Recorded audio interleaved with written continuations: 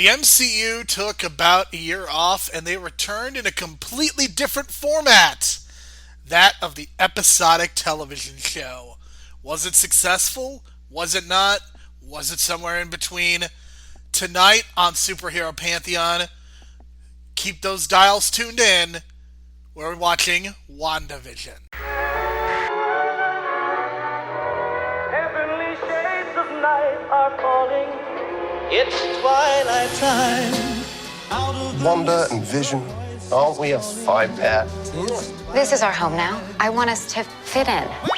Oh, this is gonna be a gas! Where did you two move from? How long have you been married? And why don't you have children yet? Our story. I think what my wife means to say is that we moved from... Moved from where? Married when? Damn it, why? Oh, Arthur, stop it. Stop it. Stop it. Stop it. Deep in the dark, your kiss spilled through. Is this really happening? Like days of old, lighting the spark of love that fills me. With dreams of love. Am I dead? No.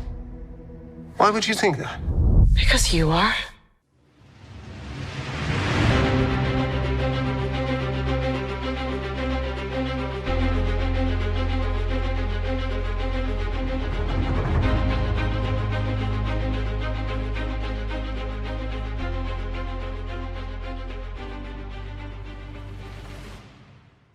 Hello and welcome to Superhero Pantheon. This is going to be a slightly different episode than usual, but regardless, my name is still Jerome Cuson, and you can find me on Twitter at JeromeC1985. You should still leave 4 or 5-star reviews on Stitcher, Spotify, Apple Podcast, all of your podcasting platforms to let people know the great work that the folks at The Real World are doing. You should go and listen to Kevin and I's various podcasting projects, including Mars Investigated, Real Bad, and the one that we are currently doing entitled There's Always Another Podcast, as we're discussing *Halt and Catch Fire*. You could go back in the archives and check out some of the movies that Brian and I have reviewed as far as superhero. I mean, we've done over 100 superhero movies. Many of those are in the Real World archives. In addition to that, Brian, we can find you on Twitter at Brian DeBrain. And Brian, here today we are going to be discussing WandaVision, a show that has captured the imagination of millions of people. And Brian, here's the thing that amazes me so much, is 2020 was an abomination of a year. It was really terrible for a lot of people. But the MCU got to take a break, and they were not expected to take the break because we expected to have seen Black Widow, The Eternals, Shang-Chi. Like, these were movies that we were supposed to have seen by now. However, because the world shut down, we didn't get any MCU content for the year 2020. And that includes 2 shows that were supposed to air in the fall of 2020, that being Falcon and the Winter Soldier first, and then WandaVision. So, what ended up happening is we got WandaVision first, and I think that it changed the dynamics and some of the expectations for the show, because instead of being amidst a glut of MCU content, Brian, WandaVision came out at a time when there hasn't been MCU content in a year and a half. There hasn't really been movies. There really hasn't been a lot of event programming, save for The Mandalorian, another show on Disney+. So one of the things that is so fascinating to me, Brian, is it feels like a lot of things that may not have been projected onto the show have been projected, including some of the X-Men stuff, some of the theorizing that has gone on that has seemingly become a cottage industry. So I'm very curious to know, Brian, like, how did you feel about the show, and how did it feel to be back in the world of the MCU? Well, absence makes the heart grow fonder, right? So this wasn't supposed to be the main thing coming back, right? So because of that, a lot of people's expectations changed, right? And then along with the teases along the way, it didn't help that you had the tease of the Quicksilver thing to drive everyone crazy, including me going crazy that night, the night the episode aired with Quicksilver. Spoiler alert. But it's crazy to think that you know, all these expectations go into a Marvel show, and then because of the order just all of a sudden changes, that all these expectations become so like, so hyped up. But then this show kind of wasn't for that. You know what I mean? This show is about something else. It's about grief. It's about loss. It's about dealing with the loss of a loved one, and coping and all those kind of things. So um, it's unfortunate, but at the same time, it's a byproduct of what just what's going on. It's kind of an accident, I think. It's just people were hyper focused on something new. Mandalorian gave everyone this big buzz, and that was kind of this new thing to go in the pandemic. The way to follow shows is the way that Disney Plus was kind of dropping them week to week, and that created the weekly buzz and the cooler talk. So I think because of that, it kind of stretched over into WandaVision. I think Disney Plus wanted that to happen, but it kind of went a little too far in some of the predictions, like including myself. But at the same time, it brought in a lot of people that normally weren't into the MCU as much, or not even MCU fans at all. From what I've heard, like it's drawn in a completely different audience as well, females that who were not even MCU fans, and then all of a sudden this got their attention, and they're watching with their boyfriends, and it's all of a sudden some really water cooler week to week television that we've been missing. So it's a combination of things, and our expectations did get a little too high, but at the same time, we couldn't help ourselves. You know what I mean? Because we've been creating some MCU content. We know the X Men are coming. We know the Fantastic Four are coming. So when these little details, or these little things like this engineer, or these little details that they kind of pass by us, we're overanalyzing things now, because that's kind of the way we've adapted and grown, especially with like Endgame and Avengers Infinity War. Like all the little clues that were building up to the Endgame, people were making all these YouTube videos, and all these, millions of people watch all these YouTube videos all the time for MCU Easter eggs now. And I'm part of that. So, it's part of the fun. It's a lot of fun to go through it. And at the end of the day, like, I try not to be so disappointed. Like, I was not disappointed at all with the finale. I know some people were, just because they overhyped themselves, but, you know, they kind of expected that, or like they overhyped themselves. So, I enjoyed it a lot. I love the journey. Going into this show, I looked at the trailers and I was like, I immediately get what's going on. I just didn't know who was behind some of the shenanigans going on, and they kind of explained that in this. Whether or not you wanted Mephisto or not, I wanted Mephisto. It still could happen. I mean, people wanted Thanos to be a major Marvel villain, and this whole time he was kind of the one pulling the strings in the Infinity Saga, and I got plenty of them by the end. So I think we're gonna get that. I mean, that's only chapter one, but people are wanting Mephisto and the X Men and all these kind of things. So there's a lot to. There's a lot on the table, and the MCU's got a big journey ahead of them for the next 10 years. So, for a dipping toe in the water kind of thing, I think this is great. Like I thought, Black Widow. The idea was that it's familiar. That's why it was kind of this the first chapter into chapter four of the MCU. But with the whole rearranging thing now, it might have been a good thing, because now Wanda feels like, I don't know, like top level Avenger. Like she seems like in many people's eyes now, like the Tony Stark kind of level Avenger. Like she's the number one. She's the most powerful Avenger, the most powerful being on Earth. It seems like at this point. So a lot of things to look forward to, and I'm really looking forward to Wanda's journey in the future. Like her journey in this was just so emotionally draining at some points, but we also got to see Monica Rambeau, and she's awesome. And they did like a backdoor, origin story for her, which was totally unexpected, but also a sight to see.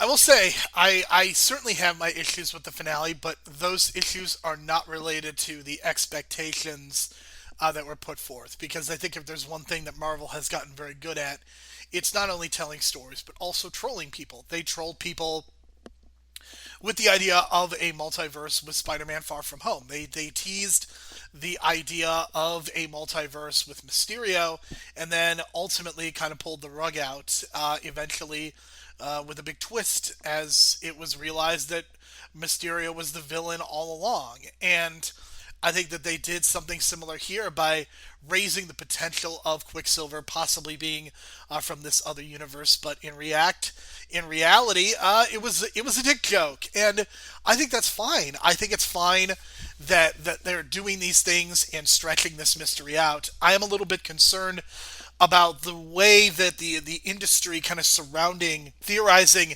is overwhelming the shows, and even some of the discourse around it also, which is very closely related. Like, to me, when I'm sitting down and watching one of these things, I just want to know, is the show actually good or is the show actually bad? Like, that's the bottom line. Am I being entertained on a week to week basis? And I definitely was entertained on a week to week basis, and I think a lot of the storytelling worked out very well. I think there are certain parts that did not, and we can get into some of those specifics later on. But I think this show did a very good job of atoning for some of the past sins in bringing together Vision and Wanda as a couple together, making them in love, and them getting a little bit horny in some of the early episodes, and just building out this relationship, having a very powerful scene, I would say, in the penultimate episode with those two characters in a flashback, where Vision uses one of the best pieces of dialogue of the entire series when he talks about the idea of love and grief. So I really like that we have built out these two characters, because their love story wasn't non-existent, but it was kind of something that was assumed, and any pathos that was realized from these characters came in the performances, not necessarily because of the great writing that was happening for these two people. So you've got to give a lot of credit to Jack Schaefer, who was the showrunner slash executive producer, and also Matt Shankman, who directed all of these episodes. And these are two very important people. Of course, the Marvel Cinematic Universe, a lot of it is Kevin Feige, but it is worth giving the credit to those who deserve it, the individuals working on this show, putting everything together. And you mentioned the idea of grief, and that is certainly something that gets addressed, and that is something that I think it works in some cases. It's certainly something that Marvel has never really tried to deal with, or if they have dealt with it, it's been in a very cursory way.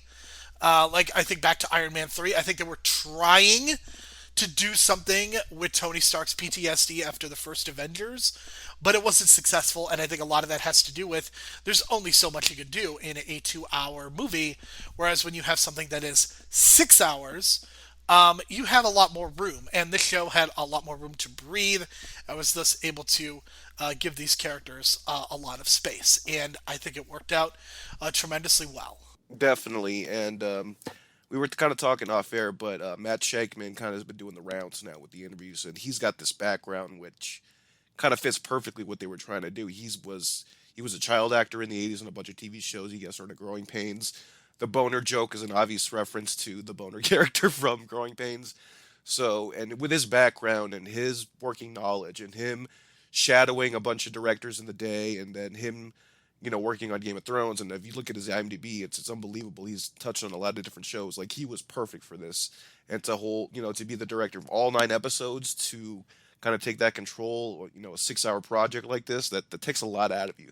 So credit to him, because I mean, you do the equivalent. That's what, about 2 movies worth of shooting, plus all the post production stuff for about a year and a half. So he had to go through a lot. Him and Jack Schaefer, she did a great job putting all the different comic book storylines together into this amalgamation. You know what I mean? And it's not exactly House of M, which people kind of expected this to be, because with the whole House of M thing, that's where you get the no more mutants, and that's where the speculation comes from. Are we going to get more mutants? So that's kind of where that speculation started about 2 years ago.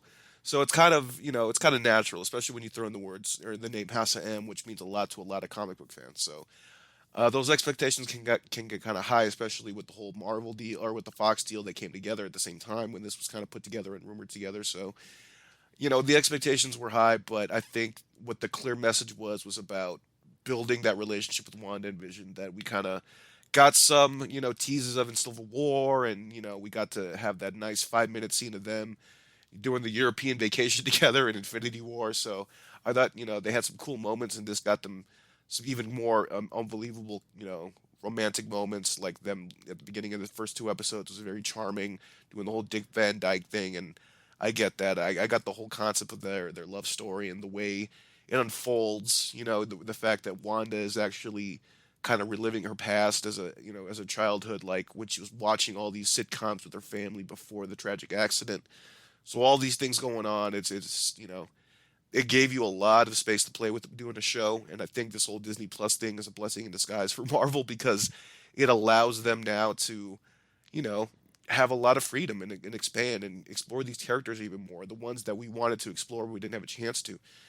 Especially now, like all my MCU friends that I've been chatting with throughout every episode, every week, they found themselves watching, not the whole thing, but clips here and there of Age of Ultron, which we have kind of shit on before, but now it's become kind of like not necessarily retcon, but more appreciated now for the fact that you get more insight into these characters and you see these little things here and there, and then it makes you appreciate certain things of Age of Ultron, even to this day now because of this. Like I found myself doing the same thing, so I thought that was kind of amazing. And the fact that Wanda, you get to explore that journey, and you really don't get to explore the female journey a lot too much in the MCU, other than Captain Marvel so far. So that was a really awesome to see her journey, and then also to see Agatha and Catherine Hahn, which we haven't even talked about yet, and she was amazing as like this new age low key villain who's not necessarily a bad guy, but maybe she is a bad guy. Is she manipulating? Like we still haven't got to the heart of that, so there's still a lot to explore, and there's a lot of characters to explore still. And the fact that they were able to get Jimmy Woo over out of nowhere from being the annoying guy from Ant-Man 2 to this being this guy having this full circle moment when you first see him to doing the magic trick. Like I popped so hard for the magic card trick that I was like, okay, Jimmy Woo's over now because he fucking did the card trick that they built up 3 years ago, even before the snap. So I thought amazing continuity, and then the fact that they showed you more repercussions of the snap. I think we're still going to get a lot of that, and I feel like there's so much to explore about that, and we're only like on the tip of the iceberg of exploring the repercussions of the snap and all that kind of thing, and the fact that like it's causing all this chaos, and we're only 3 weeks out post snap, timeline wise in the show. There's a lot going on, and there's just so much to explore. But if anything, it left me wanting more. Obviously, and that's what you want. And with the MCU, you're always wanting more. It seems like. For sure, and I did want to highlight the individual performances. I think Elizabeth Olsen has been very undervalued, and a lot of the jokes have been about the accent, her Sokovian accent going in and out. But man, what a showcase for her! And Paul Bettany certainly deserves a lot of the credit as well. But it just feels like Elizabeth Olsen. This is her emotional journey, and even though the name of the show is WandaVision, in so many ways Elizabeth Olsen is the star. And what she has to play these various sitcom characters, these various different versions, and like she literally goes from playing like Elizabeth Montgomery from Bewitched, or Lucille Ball, or Mary Tyler Moore. Like she is literally playing versions of those characters, to then playing like somebody who was in the Brady Bunch or Family Ties, and eventually getting to the point where like she's playing the mom from Malcolm in the Middle and Julie Bowen from Modern Family. Like just to be able to do all of that, because the way that sitcoms are done over the course of the last 70 years, it's so different on a decade to decade basis, and she played all of that so well. And she also had to play a character who maybe not is not a total protagonist anymore. I don't think that by the end she is completely the hero, because she literally enslaved all of these people, and there really are not any repercussions for that. I think her performance for me is really what stood out. And I think Catherine Hahn, I think there were a lot of people who are concerned about Agatha and the way that she was introduced. I will say that watching the show for a second time, it is so incredibly obvious that they're setting up Agatha to be a big deal right from the first episode.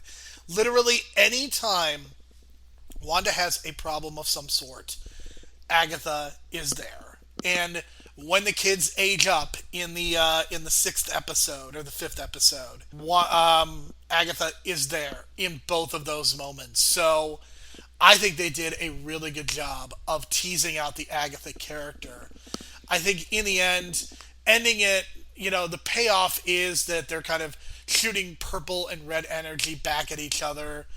And I don't think that totally worked, but I did appreciate the payoff of Wanda having to kind of set up the same spell that was set up in the previous episode. And so I did like that part of it, but I don't think that it totally worked as well as it should have in the final episode. But again, the individual performances are great, and I love the fact that Catherine Hahn got to play an MCU villain in live action form. We saw her in Into the Spider-Verse getting to play a version of Doc Ock, which was really cool unto itself. And Catherine Hahn is this great character actor, but she has been able to lead a lot of movies and TV shows in recent years. And the fact that she got to play an MCU villain and is probably going to return in the Doctor Strange sequel, and we're going to get to see her in a Sam Raimi movie, and we may see her in other Marvel projects. I think it's really, really exciting to have Catherine Hahn there. So those two performances are the ones that stand out. And that's not to say that Paul Bettany was bad, but I don't think Paul Bettany's vision had nearly as much to do and did not have nearly the kind of journey that we got to see both Agatha as well as Wanda go on. It's tough for me because I found like a lot of these performances really like high caliber performances. Like Tiana Paris as Monica Rambeau, I thought was amazing at certain points. Like she was standing up to Wanda, I was just like, I stood up, I think, in my kitchen. I was like, yeah! Even though I knew Wanda was kind of the good guy, it felt like, I hate to say it, but like almost like a Karen kind of moment where she was kind of stepping up, but it felt like that, and they kind of gave that vibe, especially when she was going back to Agatha, and doing that kind of mimicking that meme with that cat meme or whatever it is. But like, man, Tiana Paris was just so awesome in this. I think my favorite episode is her episode 4, when she wakes up. That's like with the big reveal and what's going on, and everything was unfolding, and you got all these answers post snap for her and all these kind of things. Like, all that stuff was great. I thought her backdoor origin story was great, and how it tied into the end, and how she was willing to sacrifice herself for the kids. Like, there's a certain point at the end where she gets her powers, right? Photon, whatever you want to call her, whatever she's gonna be called. And like at one point, she's like, these kids that she knows that are not real, but she still stood in the way of the bullet, not knowing that she could even do that, and just basically sacrificed herself. But she was able to control the bullets, and they were not able to hurt her. So in that moment, you can see the true character of Monica Rambeau, which I thought was an incredible moment. And then not only that, you got Elizabeth Olsen having the performance of her career, and like just going through all these different range of emotions and all these different characterizations, the accent. They even make fun of the accent about how it comes and goes, but the way they make it seem, it's like she's trying to adapt to the scenario that's being built up in her head, like Brady Bunch, whatever. Family ties, growing pains. Like, she's adapting. That's why the accent comes and goes, and then by the end, it kind of comes again. But like, it's kind of her natural accent. Even Agatha makes fun of it, but I thought that was a nice little detail, because it does come and go in the other movies, but at least they acknowledge it here and kind of make it part of the story. So I thought that was really cool. If Elizabeth Olsen does not win an Emmy for this, I'll be shocked, because I felt like she was just tremendous in this. Even Paul Bettany, like, even for supporting, because like the moment he says that line, the poignant line, what is grief if not love persevering, man, and that hit hard on everybody. You know what I mean? And I even got a text from my friend who I mentioned last week, who lost his father to COVID at the end of last year, and he kind of just like was like, that line got to me, man, and it's gonna stick with me forever, he said. So it was just crazy how a lot of us are going through this kind of grief process right now with COVID, how it's affecting the people we know, and this show kind of came at the right time with those kind of right kind of themes. So maybe it was meant to be in the wrong kind of sense, but like in the right kind of sense as well, because it's helping a lot of people grieve, and that's what the show's supposed to do. And Paul Bettany, I feel, even though he wasn't the main player and didn't get as much to do, like, we still got to see these awesome moments that I love about Vision. The ones, a lot of people didn't love Vision as much as I did coming into this. Like, I was a big Vision fan, even though I kind of predicted his death, obviously, in our death pool a couple years ago.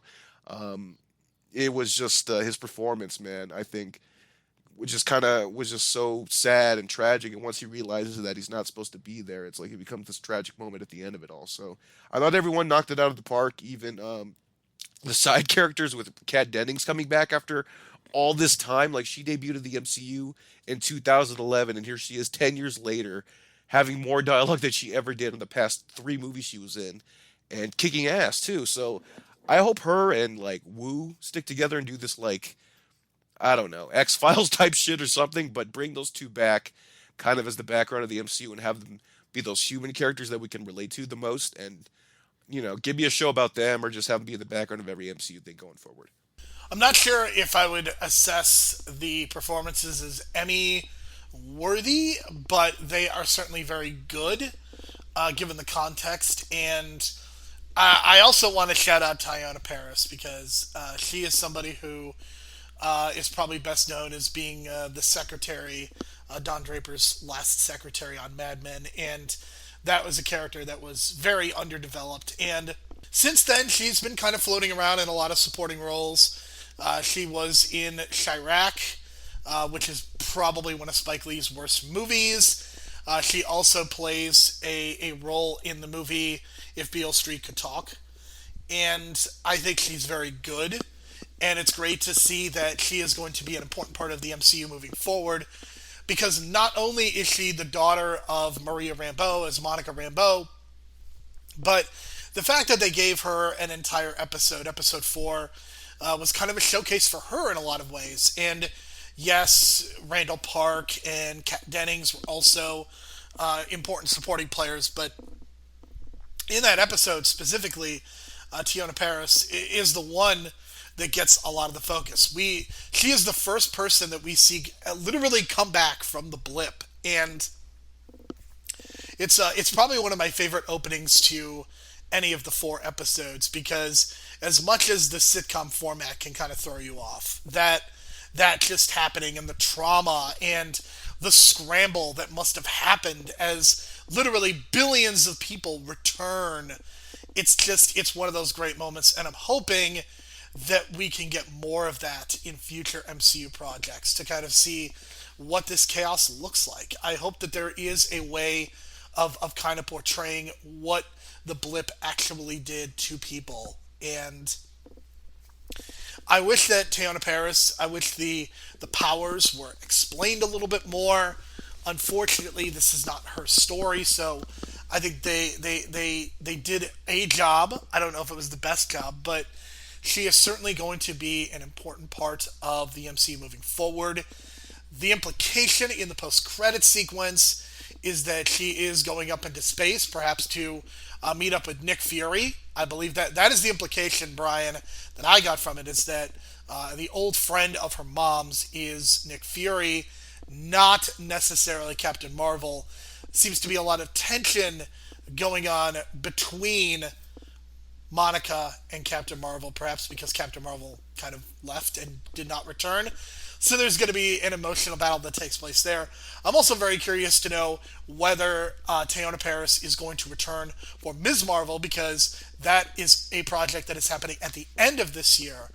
We will be seeing, I believe, a 6-episode run of Ms. Marvel, the first Muslim superhero in the MCU. That is very exciting. I hope that we get to see Teyonah Parris in that as well. Let's also talk about Randall Park. I love that we got a payoff to Ant-Man 2. As Randall Park, what did he do in the 5 ensuing years of the blip? Well, Randall Park's Jimmy Woo and Kat Dennings' Darcy, they were very productive. Darcy got her PhD, and she can hack, and Randall Park, Jimmy Woo, can do magic, Brian. How great was that when the first thing he did was literally did a magic trick, paying off Ant-Man and the Wasp? When that happened, I immediately texted like 4 different people at that moment, being like, "Did you notice that? Did you notice that?" Like, what? And they were like, 2 of them got it, and the other 2 were like, "What are you talking about?" And I told them it's the fucking card trick from Ant-Man 2, and they're like, "Oh my god!" Like, the fact that they tie these little things together makes me think that Kevin Feige is just on a different level when planning these things out. Like, some of us feel like all of us, not Kevin Feige, feel like we're playing like checkers or something, and it's like he's playing chess on like a totally different, maybe like 3 boards of chess at the same time. You see what I'm doing there with a chess reference? But it just feels like he knows where these people are going to be 5 years from now, and he's placing these pieces now in order to set the table for later, which is what you should be doing, but he's doing it in a way we're not even thinking of, because like a lot of us just wrote Jimmy Woo off as like this character that was just going to be an Ant-Man 2, because he wasn't even an Ant-Man 1, for Christ's sake. So like the fact that you bring him back and you tie in his job, which they didn't even like need to tie in his job, like they just threw in like there's this, person who's in witness protection, which we never actually got revealed, and I don't know if that was supposed to be a red herring or just to throw us off, but the fact that he just brought in Jimmy Woo and made him like this character and gave him an arc with the magic stuff and like made him this new improved character, I just loved it, man. And like we need these human characters, you know what I mean? In a world full of wizards and androids and all these crazy people, we do need these human characters, you know what I mean? That's what kind of Hawkeye was for, you know what I mean? That's what Black Widow was for. Now that they're kind of being out of the picture, Hawkeye's probably going to be out by the end of the year. You need more human characters, and give me more Jimmy Woo and give me more Kat Dennings, because they ground things a little bit, and then they also make things like they put things in perspective. They kind of keep people in check when they're talking to what's his name, the bad guy FBI agent. I can't even think of his name, Hayward, who turned out to be just a mustache twirling villain, which is kind of one of the weak points. But yeah, Jimmy Woo was awesome. But in terms of but Hayward, I feel like that was just a missed opportunity. I don't know if they forgot to film some, or not forgot, but like didn't have a chance to film some stuff, because by the end it just seemed like he just has this grudge against Wanda, I guess. But I guess they're supposed to imply that the 5 years really got to him and that it's a different world out there, and don't be so naive and blah blah blah. So he just turned out to be this, typical villain that kind of had no, reasoning for his actions, which maybe think is he a scroll or something like that, but they didn't kind of fill in those gaps. So I don't know if that was purposeful or we're going to see Hayward again. But that's kind of one of my criticisms. I know a lot of people were kind of like, oh man, what's going on with Hayward? He's just a straight up asshole. I thought they were going to at least reveal something, but they didn't even give me any pathos to anything he was doing. So I don't know. Could he be a scroll? Maybe. He seems like he was stirring shit up, and you got Secret Invasion coming up, which was the whole thing with Monica and the scroll at the end, leading up to, pointing to Fury in space. So there's a lot going on, and I did like the whole. I don't know if you noticed the Blade Runner reference at that point, because at the theater there's always the changing marquee, and on the marquee at that moment in time it said the Tannhauser Gate, and the Tannhauser Gate is the line from Blade Runner, which is about an android about to die because he realizes that he's an android and he's not human. It's really cool that we got a chance to see so many of these different references. Of course, the sitcom references were a huge part of it. There's a point when the theater shows The Incredibles, and then in the last episode, there is very much a shot that is meant to echo The Incredibles, with the entire WandaVision family standing there ready to fight. I thought that was really cool. I think that for me,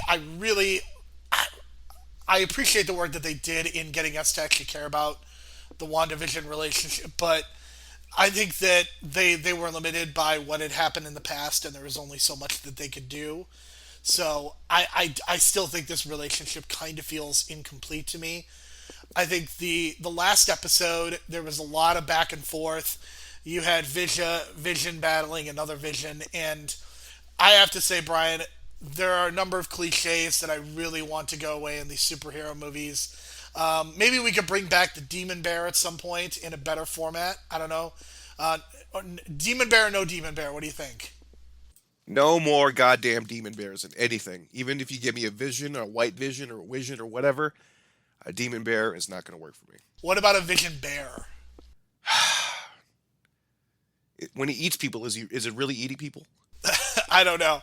But so we've got, I really want to see, like, getting away from Blue Beam in the Sky. I also want us to get away from battling your evil double, because it's something, like, we've seen it in Iron Man, we've seen it in Hulk, we've seen it in Logan, which I really like, Black Panther.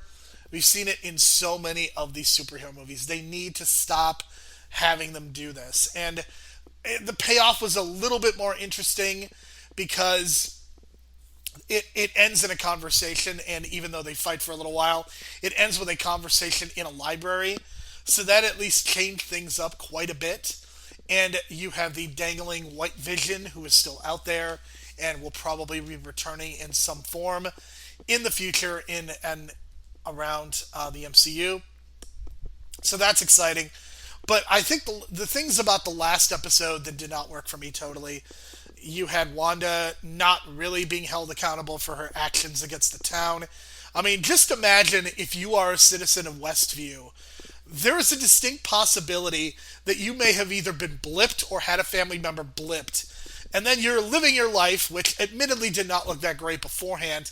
And then 3 weeks later, this Avenger just completely upends and takes over your life. In a way, you could make the argument that Wanda is the main villain of this season because of what she does to the townfolk. And she is projecting her trauma onto the other people in this town, which is not the greatest message to send. And while they certainly do a little bit to redeem her, and she does run away in the end, I'm not sure that I buy the line that Monica Rambeau says about sacrificing what she sacrificed, because I'm not necessarily sure what she sacrificed in the end.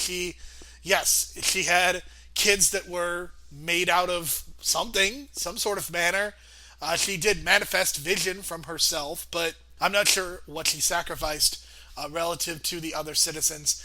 And again, I think the last episode fell into the punchy kicky CGI trap. So I was not into the last episode as much as I was so many other of the other ones. Like I know a lot of people criticize the way that the show was released, but I really like the first 3 episodes and just really sticking with that sitcom format, save for a couple of moments. And I think the first episode especially was the perfect realization of that. And I really appreciated the various theme songs that they created that kind of were homages to previous songs. So I think a lot of that stuff worked.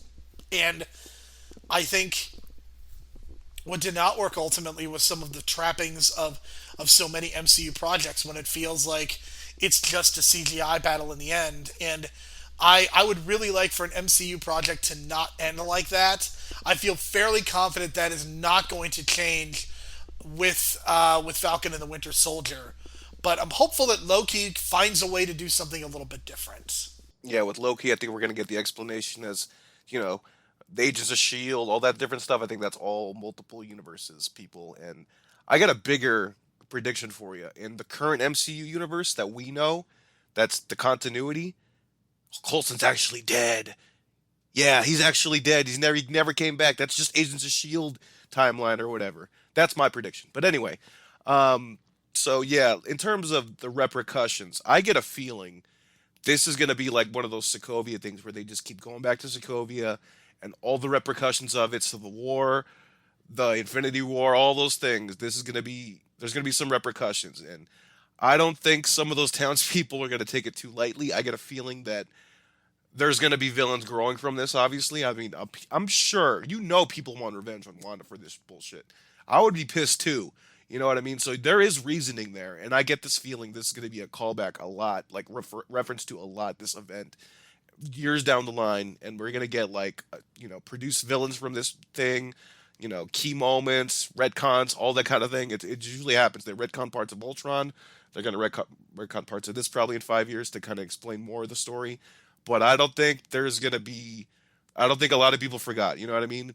Like, I think if you walk away from Ultron, you probably have those same feelings. Like, man, I'd be so pissed. They just destroyed my city. So there will be repercussions. I can almost guarantee it. Like, I think Kevin Feige knows that. I think deep down he knows there's a story. There has to be, right? You can't just walk away from that. And when she walked away, there was some really dead eye stares. Like, I saw some and I was like, good acting on the extras part because they knew what was up. Like the feeling, being mind controlled for so long, for about a week or two, and then all of a sudden, being let go and then being told that, oh, it was better for you. Like the fact that they were being told it was a better life for them, I think really, that's what really would have pissed me off personally. Like telling me you're giving me a better life, you're choosing my life for me, that kind of thing. So there's shit to come from that. But in terms of the finale, I thought I was totally satisfied. That's what I wanted. I was totally expecting a magic battle. That's kind of what they were building up to. I felt like with an MCU thing, you got to kind of have that kind of CGI battle a little bit. In terms of the Vision versus Vision, I think that's just a big thing for the comic book fans because I guess there's a lot of West Coast Avengers comic book fans, which is where Scarlet and the Vision are kind of from. They're more like California based, even though they put them in New Jersey. Westview is kind of a reference to the West Coast. Westview, West Coast to Avengers. So they got that kind of tie in there, and I think there's a lot of fans that like. There's a storyline with White Vision where he kind of comes back and he's not the same person, and Wanda's kind of heartbroken, so they kind of wanted to tie that in. So I guess they used that as like a story device to kind of do, oh, we can do Paul Bettany versus Paul Bettany, and then he can go on Good Morning America and troll people saying he can't wait to work with this famous actor in the last episode, turning out to be himself, again with the trolling. But I thought that was hilarious, and yeah, I was satisfied. Like it's what I expected. Um, the CGI is what it was. I know there was supposed to be more. Like I heard there was supposed to be another scene with the bunny and Kat Dennings and Monica, but they had to cut that out because of the time restraints. So there was a lot they could have done, but I think for what they wanted to achieve, it stuck the landing. It fell for me. Like I know a lot of people wanted Doctor Strange. I expected Doctor Strange, but maybe in hindsight that wasn't necessary at all. Just a little tease at the end with his music because you know it's going to tie in later anyway. So maybe you don't necessarily need him because again that would be a big paycheck just to have him on for a few minutes. So maybe it was best not to have him there. But everything else, I thought it was great. Performances were great. Everyone has a little journey on their own post show, so we don't know when we're gonna see Jimmy Woo and Kat Dennings again. But they did tease Secret Invasion, and they teased Multiverse of Madness, which kind of leads into Spider-Man 2. So they know what they're doing.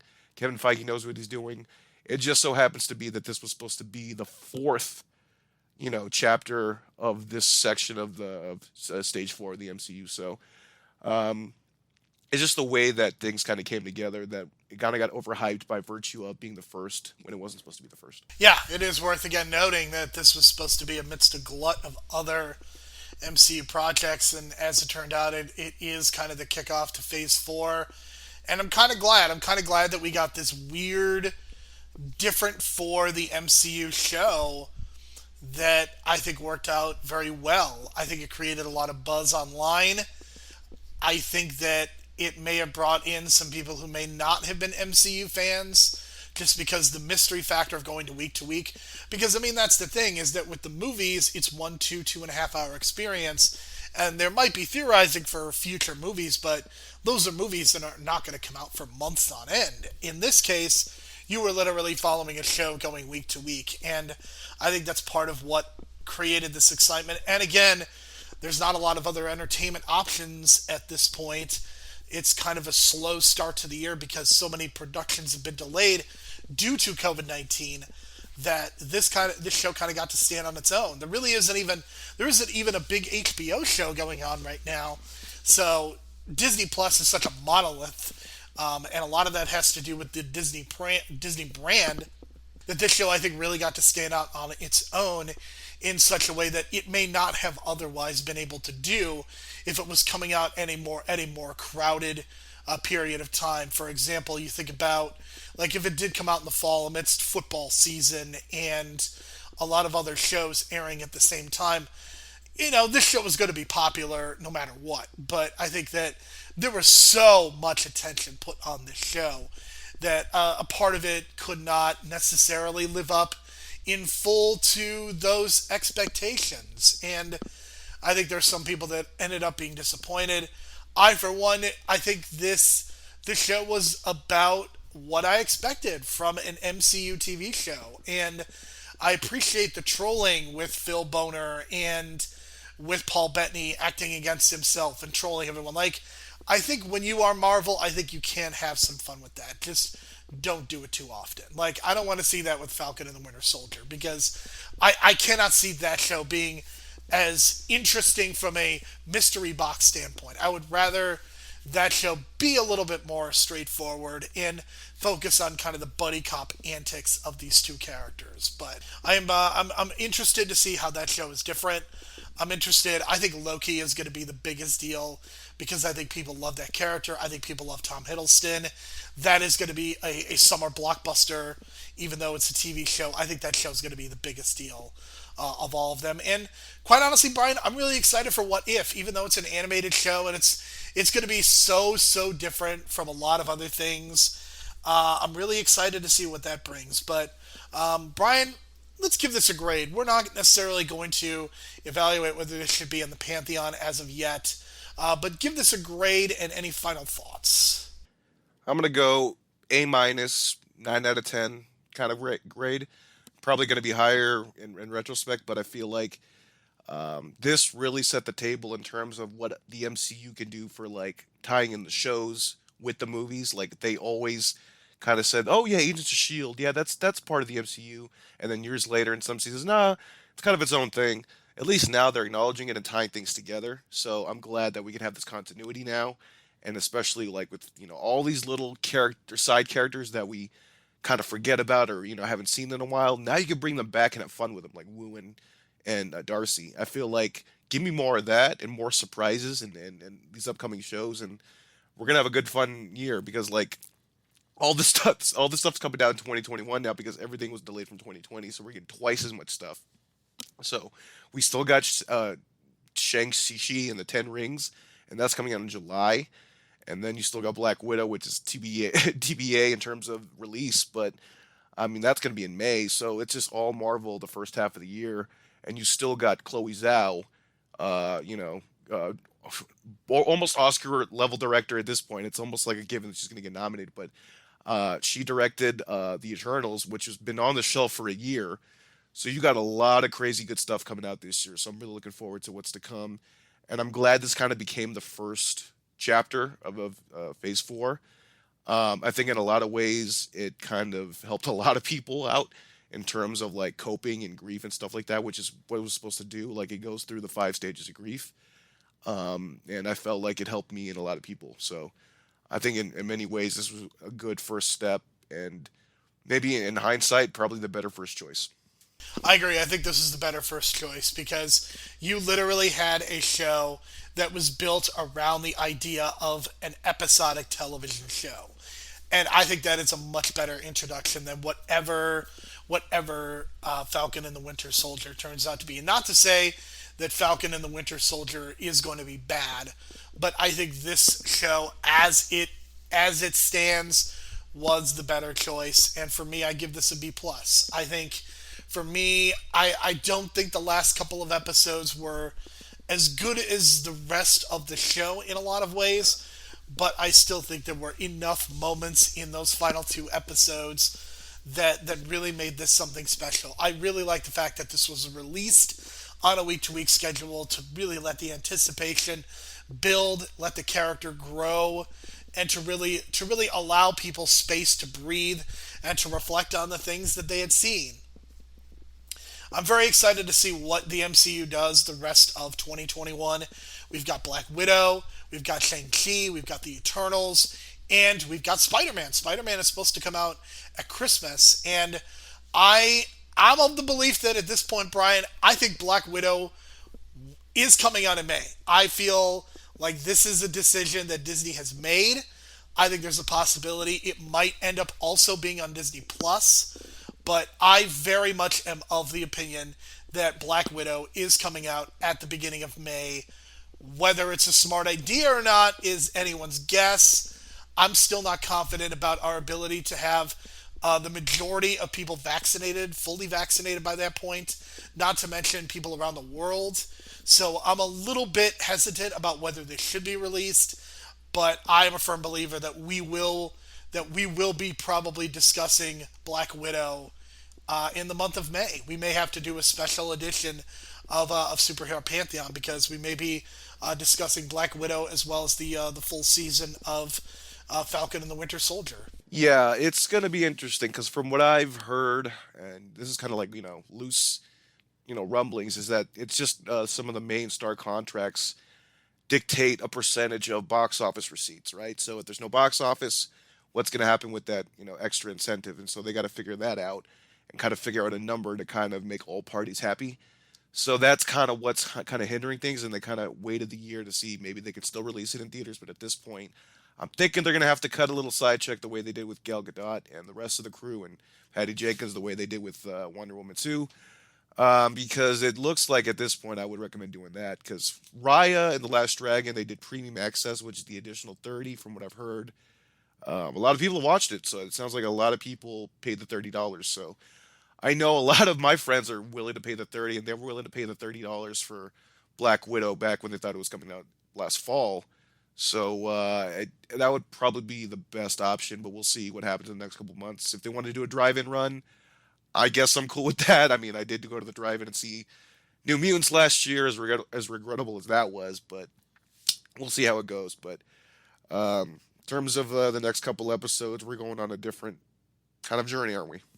So, what we're going to be doing next week is we are going to be reviewing The Old Guard, a Netflix movie that came out in June, and we are also going to be discussing a book, Stan Lee, A True Believer, The Rise and Fall of Stan Lee. We will be discussing both of those items next week, and it's going to be really interesting because I know that I'm a fan of The Old Guard, even with its flaws. I am so as of this recording, I'm about 100 pages into the Stanley book, and I've got to say that I have some issues with the book that we are going to get into next week. For sure. I got the audiobook. I'd recommend checking out, the Audible section at Amazon.com, because apparently the first book you buy on Audible is free. So please go check it out, because I don't even know. So take advantage of it. Take advantage of Amazon any way you can, people. Or you could just read the book like a Luddite, like I'm doing. Yeah, but would it be free? I don't know. I like free. I mean, I paid, but I like reading. I'm not an Audible book person. I can listen to podcasts. I cannot do audiobooks though. It's my first audiobook, and the first hour in, I'm used to the format, so it's gonna be an interesting couple hours. I listened to it stoned, so it's gonna be an interesting journey of listening to Stan Lee's autobiography pretty stoned. Yeah, that's a hell of a thing. All right, so for Brian, my name is Jerome. Thank you again so much for listening to our special on WandaVision. We will talk to you again next week. So they had to have played Hollywood Hogan's theme when he turned heel, right? When it seemed like Wanda turned heel, because I marked the hell out because that was incredible.